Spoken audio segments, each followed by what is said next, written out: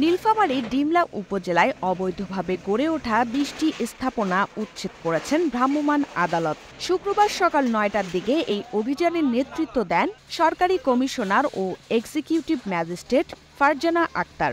ঘটনাটি ঘটেছে উপজেলার গয়াবাড়ি ইউনিয়নের গুটিবাড়ি বাজারে। ২ ঘণ্টায় এই অভিযানে বাজারের ৩০% জায়গায় ১৫ জনের মালিকানার অবৈধভাবে গড়ে ওঠা ২০টি দোকানপাট ভাঙা পড়েছে।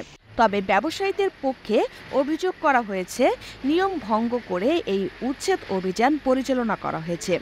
দোকান মালিক আলহাজ রাসেল সরকার বলেন, বিষয়টি নিয়ে আদালতে মামলা চলমান।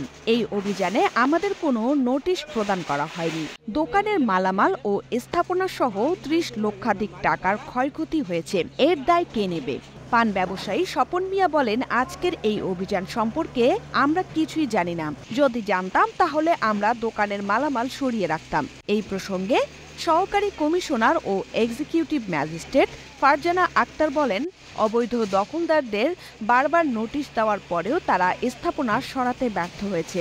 এ কারণে গুটিবাড়ি বাজারে অবৈধ স্থাপনা উচ্ছেদ করে সরকারি জায়গা উদ্ধার করা হয়েছে। তিনি আরও বলেন, বাজারে অবৈধভাবে গড়ে ওঠা অন্যান্য স্থাপনা ভেঙে সরকারি জায়গা উদ্ধার করতে এই অভিযান অব্যাহত থাকবে। আমাদের সরকারি কাজে কিছুটা হয়তো আমাদের তাদেরকে আমরা মানবতার খাতিরে আসলে সময় দিয়েছিলাম যে আপনারা নোটিশ করার পরে আপনারা সময় নেন, আপনারা নিজেদের অবৈধ স্থাপনাগুলো নিজেরাই সরিয়ে নেন, তাহলে আপনারা কম ক্ষতিগ্রস্ত হবে।